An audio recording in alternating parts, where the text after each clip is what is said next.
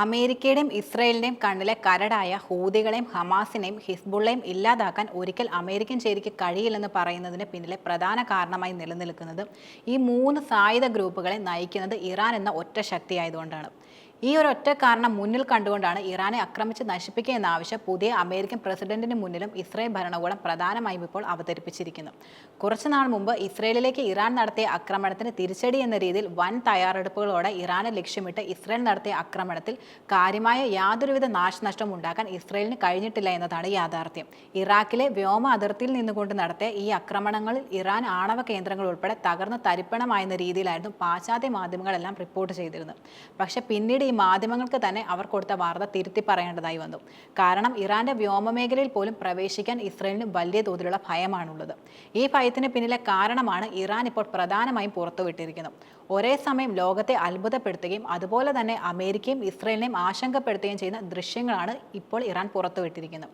രാജ്യത്തിന്റെ തെക്കൻ തീരത്ത് സ്ഥിതി ചെയ്യുന്ന ഒരു പുതിയ സൈനിക ഭൂഗർഭ താവളമാണ് ലോകരാജ്യങ്ങൾക്ക് മുന്നിൽ ഇറാന്റെ ഇസ്ലാമിക് റവല്യൂഷണറി ഗാർഡ് ഇപ്പോൾ തുറന്നു കാണിച്ചിരിക്കുന്നത്. മിസൈൽ നഗരം എന്ന് വിളിക്കപ്പെടുന്ന പുതിയ ഭൂഗർഭ താവളത്തിൽ ട്രക്കുകളിൽ ഘടിപ്പിച്ച ഡസൻ കണക്കിന് മിസൈൽ റോഞ്ചറുകൾ ഉള്ളതായാണ് ഇറാൻ പുറത്തുവിട്ട വീഡിയോയിലെല്ലാം കാണാൻ കഴിയുന്നത്. ഇറാൻ സൈന്യത്തിന്റെ chief commander major general Hossein സലാമിയും naval force chief rear admiral Alireza തങ്സീരിയും ചേർന്നാണ് മൊബൈൽ മിസൈൽ ലോഞ്ചറുകൾ സ്ഥാപിച്ചിരിക്കുന്ന ഭൂഗർഭ തുരങ്ക ശൃംഖല പരിശോധിക്കുന്നതാണ് 2 മിനിറ്റ് ദൈർഘ്യമുള്ള വീഡിയോയിൽ പ്രധാനമായിട്ടും കാണാൻ കഴിയുക. 5 മിനിറ്റിനുള്ളിൽ വിന്യസിക്കാനും വിക്ഷേപിക്കാനും കഴിയുന്ന ഇറാന്റെ വൻ പ്രഹരശേഷിയുള്ള ക്രൂയിസ് മിസൈലുകളുടെ ആസ്ഥാനമാണ് ഈ താവളമെന്നാണ് തങ്സീരി വീഡിയോയിൽ പറയുന്നത്.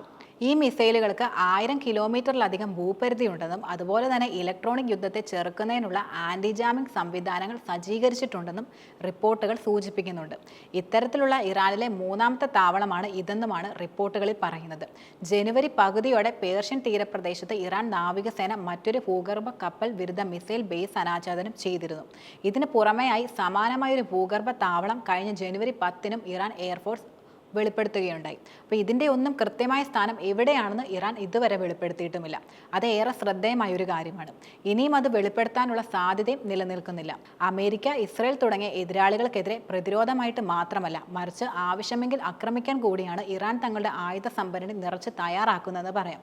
ഇറാന്റെ ശത്രുക്കൾക്കെതിരെ പ്രതിരോധം ശക്തിപ്പെടുത്താനും സാധ്യതയുള്ള ഭീഷണികളെ തടയാനും അനാച്ഛാദനം ചെയ്തുകൊണ്ട് ഉദ്ദേശിച്ചിട്ടുള്ളതാണ് ശനിയാഴ്ച നടത്തിയ പരിശോധനയിൽ ഇറാൻ സൈന്യം തന്നെ വെളിപ്പെടുത്തുകയും ചെയ്തിരിക്കുന്നത്. ഇറാന്റെ മിസൈൽ പദ്ധതി വിദേശ ഭീഷണികളെ തടയുന്നതിൽ നിർണായക ഘടകമാണെന്ന് ജനുവരിയിൽ ഇറാന്റെ വിദേശകാര്യമന്ത്രി തന്നെ ചൂണ്ടിക്കാട്ടിയിട്ടുമുണ്ട്. ഞങ്ങൾക്ക് ഇത്തരം മിസൈൽ കഴിവുകൾ ഇല്ലായിരുന്നുവെങ്കിൽ ആരും ഞങ്ങളുമായി ചർച്ച നടത്തിയില്ലായിരുന്നുവെന്നാണ് അദ്ദേഹം പ്രധാനമായും പറയുന്നത്. ഇറാന്റെ ഈ ആയുധക്കരുത്ത് യഥാർത്ഥത്തിൽ അമേരിക്കയും സഖ്യകക്ഷികളെയും ബലപ്രയോഗത്തിന് പകരം നയതന്ത്രപരമായി ഇടപെടാൻ പ്രേരിപ്പിക്കുമെന്നാണ് ഇറാൻ വിദേശകാര്യ മന്ത്രാലയം പ്രതീക്ഷിക്കുന്നത്.